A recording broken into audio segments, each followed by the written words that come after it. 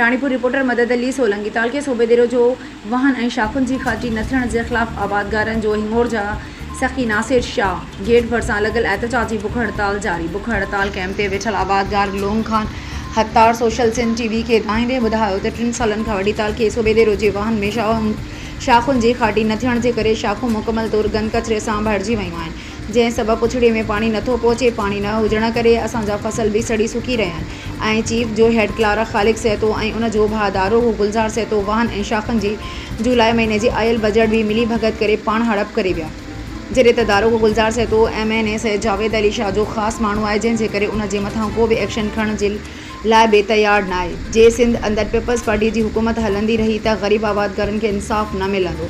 हिन वधीक चयो त मां केतिराई भेरा आबपाशी वज़ीर जाम शोरो सिंध जे वॾे वज़ीर सैयद मुराद अली शाह सिंध हाई कोर्ट सखर खे बि अपीलूं कयूं आहिनि, पर अलाए छो उन्हनि जे कननि ते का बि जूअ नथी चुरी।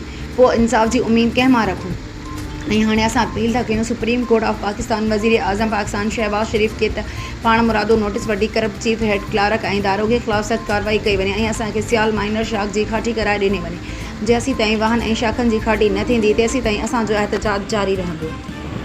छा मसलो आहे तव्हां सां? साईं मसलो आहे सियाल महीने जी खाटी जो। जी जी सियाल महीने जी खाटी जे लाइ मूंखे 8 महीनो ख़ैर हले थो पियो थी वियो आहे त अञा ताईं का बि कुझु सुध कोन्हे। विच में हुननि छा कयो, पाण में हिकिड़ो आहे अब्दुल ख़ालिक नालो अथसि, उहो चीफ इंजीनियर जो हेड क्लार्क आहे, उनजो भाउ आहे गुलज़ार मुंहिंजे सियाल महीने जे दारोगो आहे।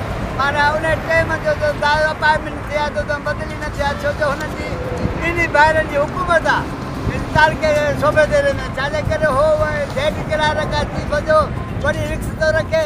दारोगो जेको आहे हेॾो वॾो वाॻो आहे, हाणे जेको आहे पैसा हुनखे रिलीज़ करे वठी ॾिना, कूड़ो वोचर ठाहे हुन वठी ॾिना, कोई कंहिंखे वठी ॾिनई, भाउ खे चई तूं वञी खाटी खणाए।